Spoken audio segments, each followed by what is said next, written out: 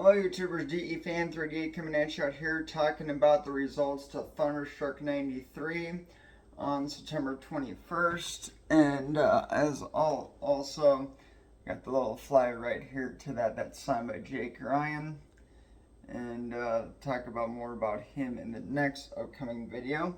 So anyway, that was a very fun race. Congratulations to Justin Mondijk, Lee Van Vandergeest, and Donnie the Rocket Reavers. That's your 1, 2, 3 format. Also, the two winners, Jeremy Wolf winning the first Big A Late Model event, Jacob Gady winning the second one. Nice job to both of those guys. The first feature for the Big A Late Model division, a little hectic. The second one was really good. So that was awesome. And then the 125 lapper. Little contact in between there. There was 21 cars that showed up for this one this year. A little smaller field that I've seen from the past. The last one was 2017, and that one had about 28, 29 cars in it. This one 21, and I've always seen 29, 28 Super ASA ARCA Noah's Tour late models show up for this, and this was the smallest field that I've ever seen, and I was like, wow, 21 cars. So the field was stacked that night, though there was a lot of cars in the garage area. That's why I took multiple garage interviews so you guys can see all angles of the garage area. I got a lot of great content for that. Thank you for everyone that's seeing that. You guys are blowing these videos up sky wide, and I do appreciate that. There was also two cool highlights, and that was the infield pit stops for the Thunderstruck 93 ASA North Tour this year. That was the first time I ever brought my YouTube channel to that event with these ASA Midwest Tour cars for that infield pit stop at Elko, and I got to do Jason Searcy's interview and Jim Trado. How about that? I got Jim. I didn't talk to him, but I certainly got content of him with Jonathan Ireland and then Ty Fredrickson. And I got Ty Fredrickson again with Jason Searcy. I got a couple with Ty as well, so that was pretty cool, and so that was pretty sweet. Some interesting facts about this event was some of the cars.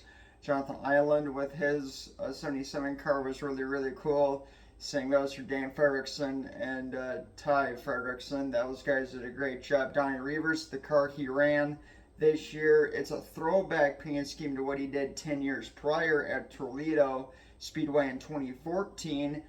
And that same paint scheme, if you look up Donnie Reavers at Toledo Speedway for the 7-Up 150, you'll understand why I got this paint scheme. And what made me think of this car was because it was totally obliterated in a wreck. The whole front of it just wiped clean off. The hood came off of the car. And that was the hardest wreck I've ever seen at Toledo Speedway in 2014. 10 years later, that same paint scheme on that Ford Fusion got third. So Donnie Reavers this year got redemption, so that was really cool. Congratulations to him.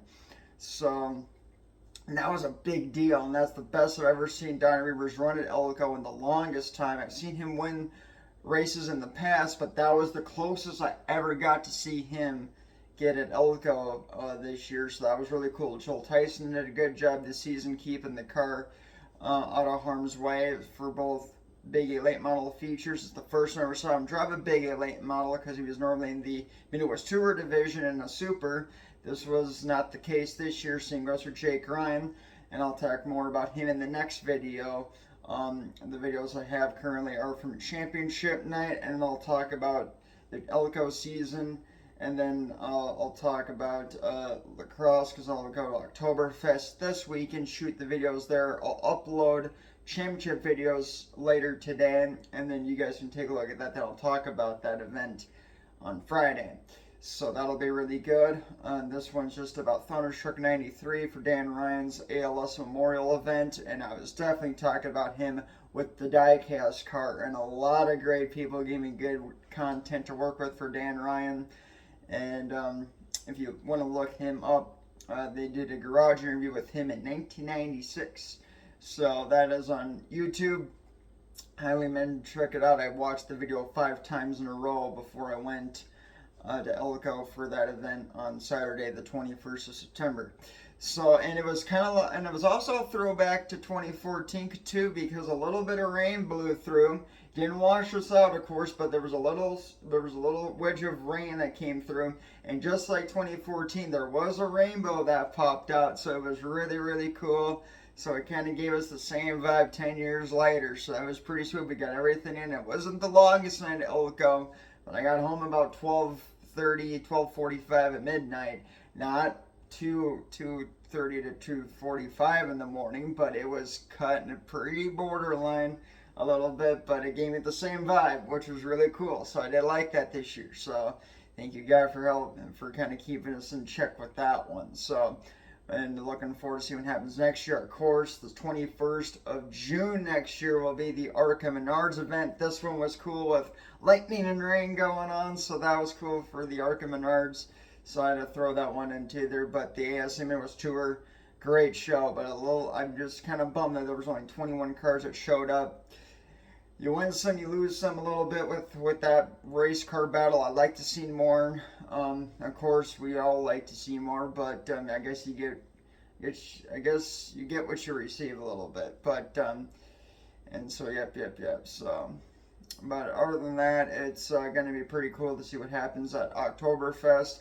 Same deal going down, but I won't be there Sunday, but I'll be there Saturday. But I'll still get to see the ASM English Tour Division cars there for practice qualifying, and then the big A late models will have their race. So I'll still get good late model content, just not the ASM English Tour event on Sunday.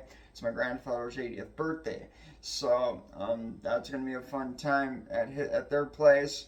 But I'm going to shoot for that one next year. So that'll be pretty cool. Of course, Thunderstruck is also on deck as well for next year. And for that one, I'm just hoping for a good card count. Other than that, though, I got a lot of great postcards autographed. I gave one to Donnie Reeves to autograph. I'm looking forward to getting that back sometime next year. And so that'll be pretty cool. And but Joel did a good job, Donnie did a great job, and a lot of those guys are root for to not wreck their cars. So just thank God for that. But Justin Mondyke, though, like I said, he came from Bristol to the truck race, a part-time rookie, made his first truck debut under the lights at Bristol, and he's the only driver to come to Elko from a NASCAR track, which was really, really cool. So that was Justin Mondyke. He had a little bit higher ground than the rest of the field out there.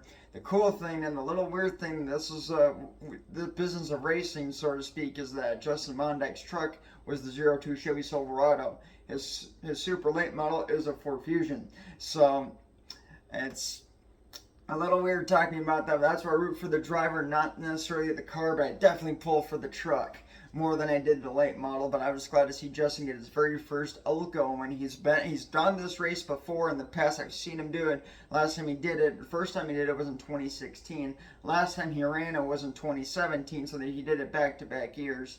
But Justin Mondyke, a really cool driver from Wisconsin. So and there's been a lot of great Wisconsin drivers in the past. There's been the Wimmers, the Sodders, the guy with the wingtip shoes, Marcus. From there, of course, Dick Trickle and Rich Bickle Jr. So, and then Justin Mondyke has another one. So, and Ty Majeski, not a fan of him, but he's from the Wisconsin area as well. So, but definitely a lot of great local drivers out there from the Wisconsin area, and plenty others as well. But those are just some big, heavy names that I just had to shoot out right there. So, other than that, though, it was a great night and a good crowd on deck for that. And so yeah, so that was pretty awesome. I promoted this race as best as I could in my ability, and I think I did a pretty banner job on it from the responses I got from it, and the views are just climbing higher. So I love that a lot. So it's pretty awesome, and I'm looking forward to seeing what comes next down the road for racing. Other than that, though, I got some good stuff planned for the off season.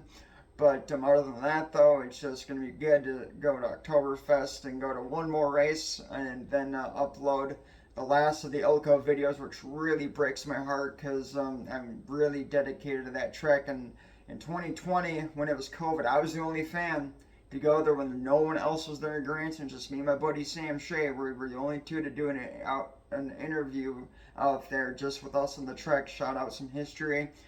And Jason Searcy, Elko track announcer, but that's how we kind of did the podcast together and got that rolling. Then as a bonus, as kind of a thank you, and I did talk to him about this on championship night.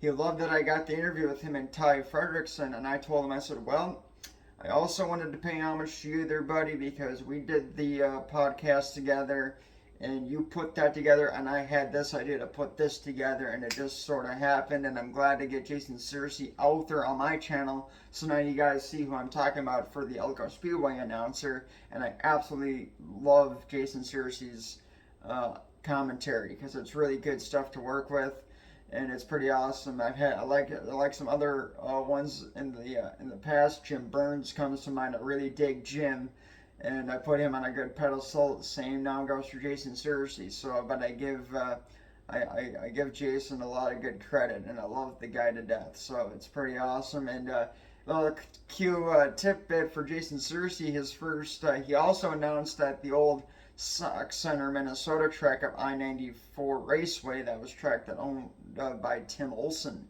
So he did that 20 years ago. Yeah, 2003, 2004 is when he was out there. And I think he was there until 2008. And then he was doing his radio show stuff when Jim Burns fell out of deck. Here comes Jason Searcy coming into play. So that was pretty cool. So that was about 2012 was the last year for Jim Burns. 2013, boom, here comes Jason Searcy.